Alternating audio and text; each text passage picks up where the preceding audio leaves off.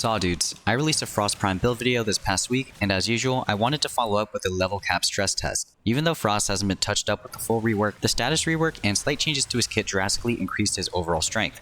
I was pleasantly surprised during the run, and found it relatively low maintenance besides the bugged Exilizer making rotations tighter. Despite his aged kit, I hope this video inspires you to pick up this frame. Let's get started. The Frost Prime build shown is the same as in my previous video, and is a helmet setup. I use Breach Surge in place of Ice Wave. Brief Respite is used as shield gate for extra survivability. Cutting Drift, overextended, and Archon Stretch increase range, thus making Snow Globe, Breach Surge, and Avalanche easier to use. By the way, Archon Stretch is used in conjunction with my companion for easy energy renewal. Prime Continuity increases the duration of the freeze, and Prime Flow increases energy reserves for ease of use. Transient Fortitude offsets most of the negative ability strength from overextended, helping us armor strip more effectively. Catalyzing Shields allows us to refresh shield gates on one Avalanche cast. Biting Frost increases our weapon's crit chance and damage against frozen enemies. Finally, Icy Avalanche grants us and our allies overguard for each enemy hit by Avalanche. As already mentioned, I use Breach Surge as my helmet ability. To be honest, I barely used it in the run because I felt fine without it. I just wanted to see red numbers pop up on the screen. If I were to go over the run again, I would swap this out for Roar for the straightforward Bane multiplier.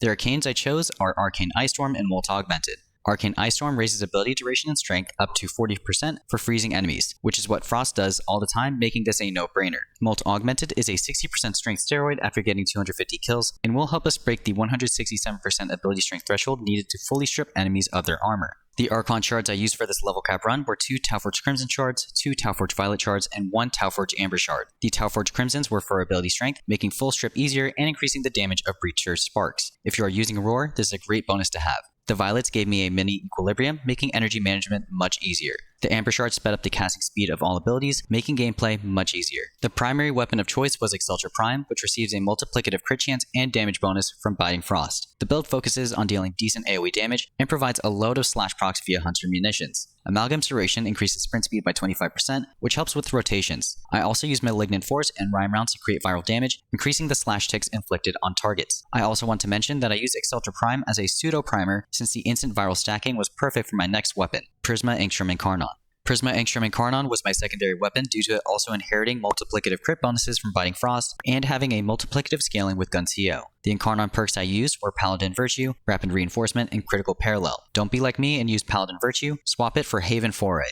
Prisma Angstrum Incarnon is a perfect weapon for taking care of multiple enemies and can shred units with its raw damage alone or with the heat procs it produces. As already mentioned, Acceltra Prime is acting as our primer, so we don't need to mod for viral on this weapon. The melee weapon I chose to use was Praedos, which became my main source of damage towards the end of the run and hit the damage cap consistently. The evolutions I used were the standard, Drifting Grace, Shockwave Synergy, Evolved Ascension, and Universal Readiness. The mods I used were Sovereign Outcast, Dreamer's Wrath, Prime Breach, Conditioned Overload, Blood Rush, Weeping Wounds, Galvanized Elementalist, Prime Fury, Organ Shatter, and Galvanized Steel. Praedos, alongside Amalgam Serration on Acceltra Prime, makes movement so quick it feels like cheating. This was perfect for a fast-moving game mode like Void Cascade. The Panzer build I went with is the standard one I've shown in my other showcases. Tenacious Bond and Reinforced Bond are essential, so make sure to keep those on since they increase crit damage and fire rate respectively. The mod you can switch out easily is Tech Assault. This slot can be swapped for Vicious Bond, Mystic Bond, or Pounce if you would prefer.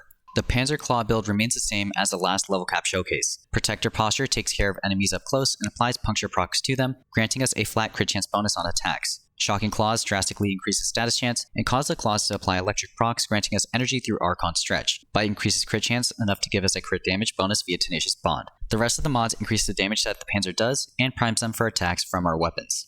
As usual in Void Cascade, the focus school is Madurai. Void Strike and Void Fuel make killing Thrax units so much easier, especially past level 5000. Phoenix Talons increases physical damage and operator damage by 30%, which is a good bump for killing enemies with Overguard. Power Transfer increases operator crit damage and Warframe casting speed, which allows Frost to crowd control groups and regain Overguard easily. Contamination Wave makes Thrax units more susceptible to void damage, making kills even easier. Finally, Sling Strength increases ability strength by 40% upon void slinging twice back to back, which is nice for Roar and Nourish if you choose to slot them on.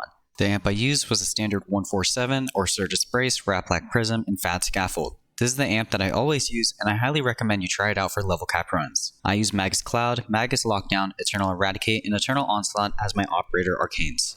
Let's talk about the run. Frost Prime has always been a reliable Warframe, but in Void Cascade, especially at level cap, he proves himself as an absolute powerhouse. After running him through this punishing mission type, there's no denying his strength. His abilities, modding potential, and sheer utility make him an essential pick for players looking to push the limits. Let's start with Snow Globe.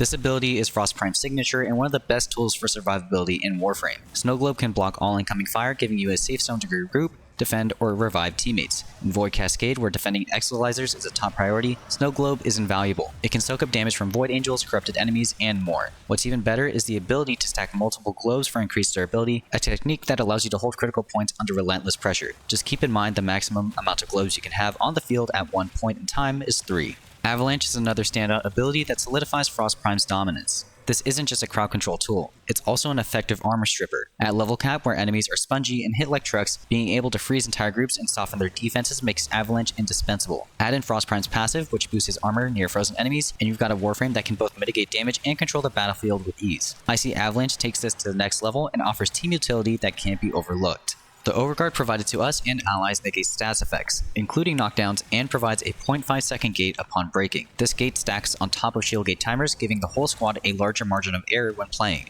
Since Frost provides crowd control, armor strip, and Overguard for the whole team with one ability, it's really hard to argue against his use. What sets Frost Prime apart from many other defensive Warframes is his team utility. Snow Globe isn't just about personal protection.